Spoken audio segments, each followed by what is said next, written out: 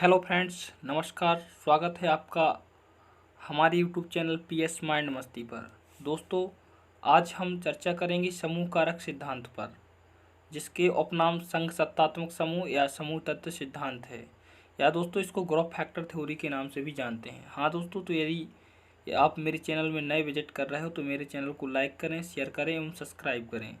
तो आइए मित्रों, देखते हैं समूह कारक सिद्धांत क्या है और इनके बारे में क्या कुछ कहा है डॉक्टर एच.एल. थर्स्टन महोदय ने। दोस्तों, आपको याद रखना है कि इन सिद्धांतों के उपनाम, जैसा कि मैंने अभी बताया है, इनको ग्रुप फैक्टर थ्योरी के नाम से भी जाना जाता है। और इनका प्रतिपादन किसने किया दोस्तों? Doctor HL. थर्स्टन एवं कैली महोदय ने किया। ठीक है ना दोस्तों। कब किया? तो 1938 में। सबसे पहले क्वेश्चन यही तैयार होता है कि जो ग्रुप फैक्टर थ्योरी है, ये इसका प्रतिपादन किसने और कौन से सन में किया? तो याद रखना है कि थर्स्टन महोदय ने 1938 ईस्वी में इस समूह कारक सिद्धांत का प्रतिपादन किया। ठीक है दोस्तों। इसके बाद इन्होंने एक बुक और लिखी थी जिसका नाम था प्राइमरी मेंटल एबिलिटी, जिसको PMA के नाम से भी जानते हैं। प्राइमरी मेंटल एबिलिटी अर्थात प्राथमिक मानसिक योग्यता। कभी कभी आ सकता है कि प्राथमिक मानसिक योग्यता का सिद्धांत किसने दिया दोस्तों? तो थर्स्टन महोदय ने। किसने दिया? थर्स्टन महोदय ने। दोस्तों, इन्होंने इस बुक में बुद्धि को 13 तत्वों का समूह बताया। क्या बताया दोस्तों? 13 तत्वों का समूह। लेकिन इन्होंने इम्पोर्टेंट कितनी बुद्धियों को माना है? तो 7। तो आपको वर्तमान में 7 को महत्वपूर्ण इन्होंने माना है, 7 तत्वों को। तो उनको याद रखना है। वो कौन कौन से हैं, इनसे क्वेश्चन बनते हैं। 100% क्वेश्चन ट्रेंड करेगा। इनको एक बार जरूर आप बार बार देखें एवं डायरी में, पेन डायरी में नोट करें। तो देखो दोस्तों, कौन कौन सी थी इनकी 7 तत्व।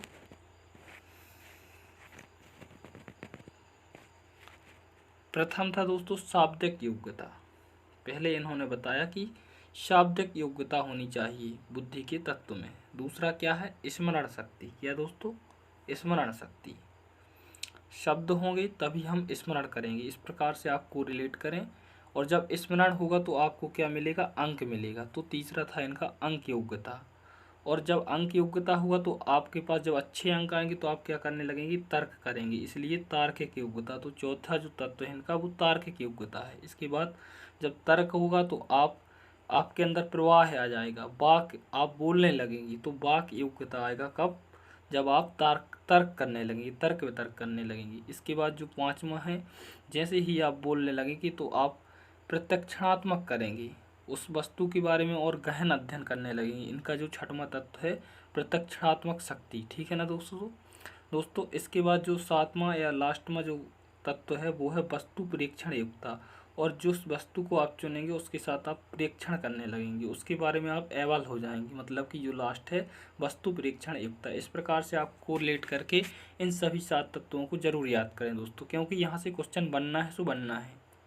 और दोस्तों, यहाँ से 100% क्वेश्चन ट्रेंड करेगा। और प्राथमिक मानसिक योग्यता को ना ही भूलें। और इनकी पुस्तक PMA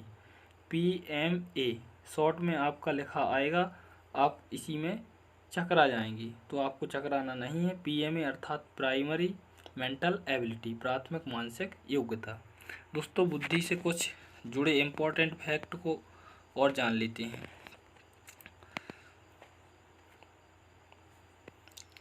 दोस्तों, RB कैटल, रेमंड कैटल, इन्होंने 1963 में दोस्तों, कब? 1963 में 1963 में तरल ठोस बुद्धि का सिद्धांत दिया था। किसका दिया था? तरल ठोस बुद्धि का सिद्धांत।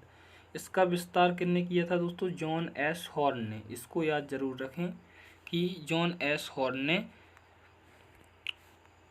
किसका विस्तार किया था? तरल ठोस बुद्धि के सिद्धांत का। इन्होंने 2 प्रकार की बुद्धियां बताई, तरल बुद्धि और ठोस बुद्धि। तो दोस्तों, जो तरल बुद्धि और ठोस बुद्धि बताई गई थी, कैटल ने उनको GF और GC में डिवाइड किया था। GF मतलब जनरल फ्लैट और GC का मतलब क्रिस्टलाइज्ड। तो इस प्रकार से कैटल ने तरल बुद्धि और ठोस बुद्धि को GF और GC माना था। तो इनको जरूर याद रखें, क्योंकि आ सकता है कि तरल बुद्धि को कैटल ने क्या माना था? तो GF माना था। क्या माना था? GF। और ठोस बुद्धि को GC। इसके बाद कुछ बुद्धि से संबंधित इम्पोर्टेंट सिद्धांत है और उनके उपनाम तथा उनके प्रतिपादनकर्ता तथा सन अपन लोग देखेंगे जो एग्जामों में अक्सर पूछे जाते हैं। द्विकारक सिद्धांत, इसका उपनाम देखें दोस्तों तो द्वितत्व सिद्धांत है। क्या है? द्वितत्व। इनका प्रतिपादन स्पीयरमैन ने किया था। कब किया था? 1904 में। त्रिकारक सिद्धांत, त्रिकारक को त्रितत्व सिद्धांत भी कहते हैं। स्पीयरमैन ने ही इसका प्रतिपादन किया लेकिन 1911 में, इसको याद रखें। बहुकारक सिद्धांत, इसका नाम बहुत सारे हैं। बहुखंड, बहुतत्व, मात्रा का सिद्धांत, बुद्धि का आणविक सिद्धांत, बालू का सिद्धांत, परमाणु का सिद्धांत। इनके प्रतिपादन करता थार्नडाइक महोदय थे। ठीक है दोस्तों, तो इसको भी याद रखें। पदानुक्रमिक सिद्धांत, पदानुक्रमिक का उपनाम है क्रमिक महत्व का सिद्धांत। इसका प्रतिपादन बर्ट और बर्नर ने किया 1965 में। कब? 1965 में, तो इसको भी याद रखें। इसके बाद बहुबुद्धि सिद्धांत, इसका उपनाम है थ्योरी ऑफ मल्टीपल इंटेलिजेंस। इसको जरूर याद रखें। इसका प्रतिपादन हार्वर्ड गार्डनर ने किया था। कब किया था? तो 1983 में। ये अमेरिका के हैं दोस्तों, ये अभी भी जिंदा हैं, अभी ख़त्म नहीं हुए हैं, तो ये भी साथ में याद रखें। इसके बाद आश्चर्यजनक या अनोखा सिद्धांत का किसने दिया था? BS बिलूम महोदय ने। इनकी पुस्तक का नाम था बिलूम टैक्सोनॉमी, तो इसको भी साथ में याद रखें। त्रिचापीय सिद्धांत, इसका उपनाम है त्रितंत्र या त्रिघटकीय सिद्धांत। इसका प्रतिपादन रॉबर्ट स्टर्नबर्ग ने किया। कब किया? तो 1985 में किया, इसको भी याद रखें। दोस्तों, ये थे बुद्धि से संबंधित कुछ इंपॉर्टेंट फैक्ट जो मैंने आपको समझाए। उम्मीद करता हूँ कि आपको ये फैक्ट समझ में आए होंगे। हाँ दोस्तों, यदि आपको वास्तव में ये फैक्ट समझ में आए हैं एवं वीडियो देखकर अच्छा लगा है तो मेरी वीडियो को लाइक करें, शेयर करें तथा अपने मित्रों में साझा करें और कमेंट्स बॉक्स में जाकर कमेंट्स जरूर करें। तब तक के लिए नमस्कार, जय हिंद, वंदे मातरम।